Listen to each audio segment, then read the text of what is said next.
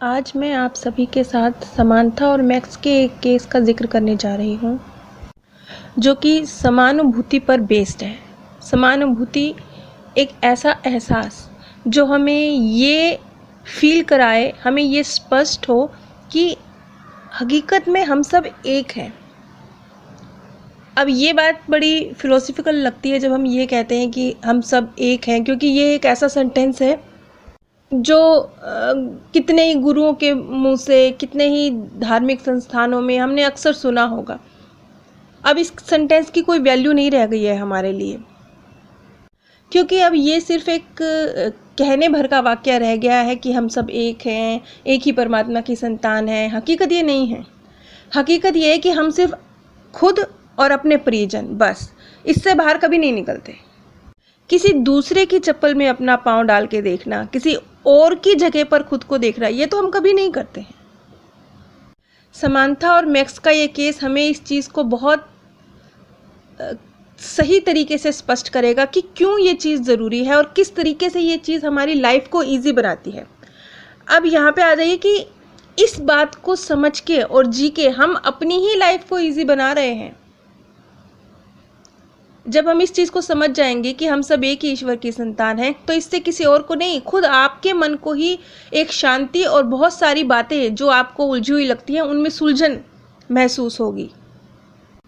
उदाहरण के तौर पर ब्रायन वेज अपनी पत्नी कैरोल के साथ, उनके अंकल जो कि मृत्युशैया पर थे, उनको कैंसर था और डॉक्टर जवाब दे चुके थे, उनसे मिलने के लिए जाते हैं।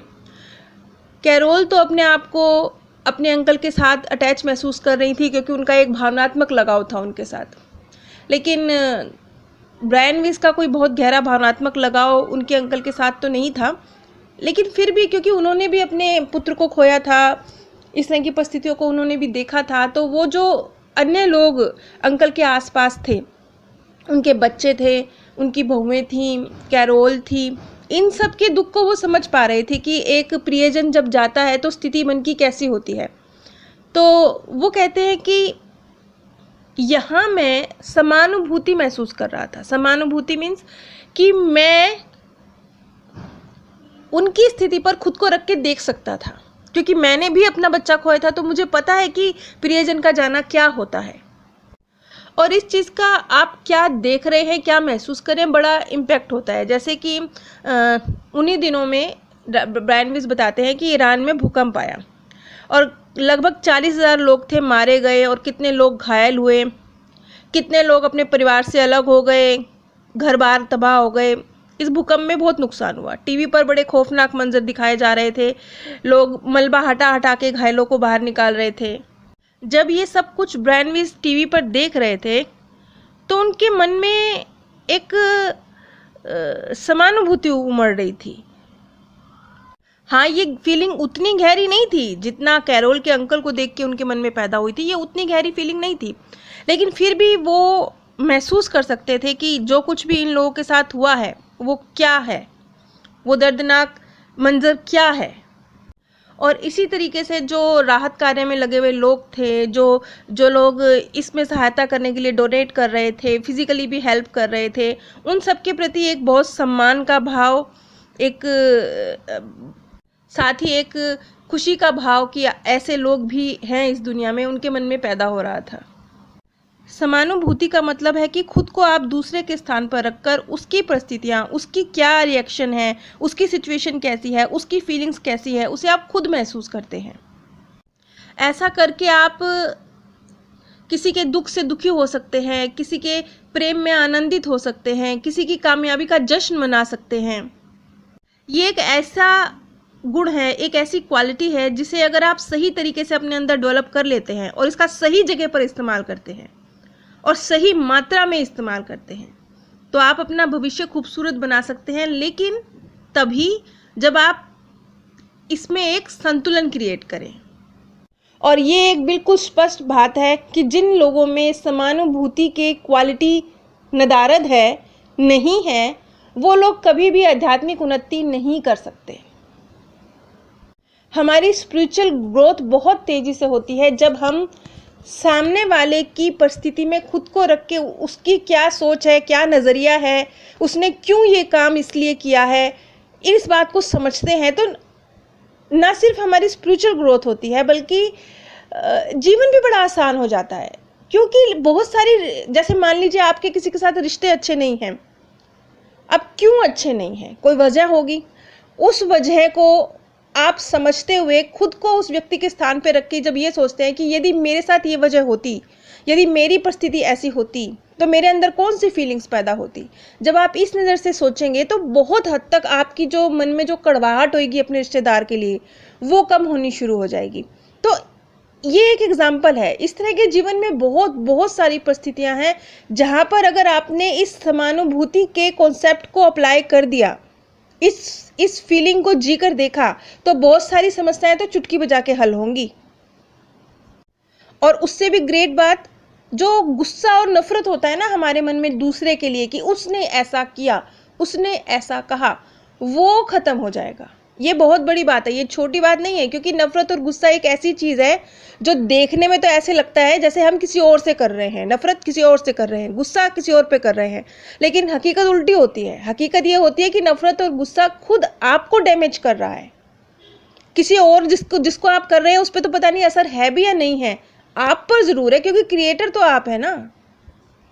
जैसा कि ब्रायन वीस कहते हैं कि जब ये युद्ध चल रहे थे, शीत युद्ध चल रहे थे, तो अरे वो एक रूसी सैनिक की जीवनी देख रहे थे। उसमें दिखा रहे थे कि वो रूसी सैनिक किस तरीके से अपने परिवार से दूर है, सुबह उठता है, कैसी भागम भाग वाली उसकी लाइफ है, नाश्ता करता है, भाग भाग के कैसे कार्य कर रहा है, उसकी लाइफ कैसी है वो दिखा रहे थे। तो जब वो ये सीरीज़ देखने बैठे थे बायोग्राफी, तो उन्हें ऐसा लगा था कि जैसे कि क्योंकि उनके मन में इस देश के प्रति, इस धर्म के प्रति नफरत है, तो हो सकता है कि वो नफरत के भाव के साथ ही इस शो को देखेंगे। लेकिन ऐसा नहीं हुआ, क्योंकि उनके अंदर समानुभूति का भाव एक डेवलप हो चुका था।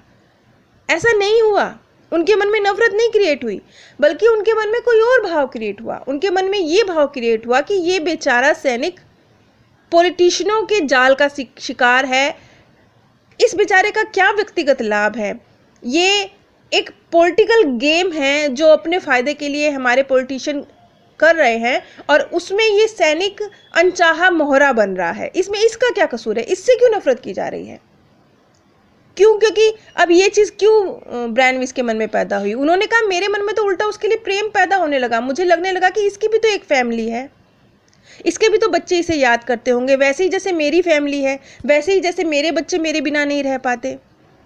ये तो कितना सेक्रीफाइस कर रहा है अपने जीवन के साथ।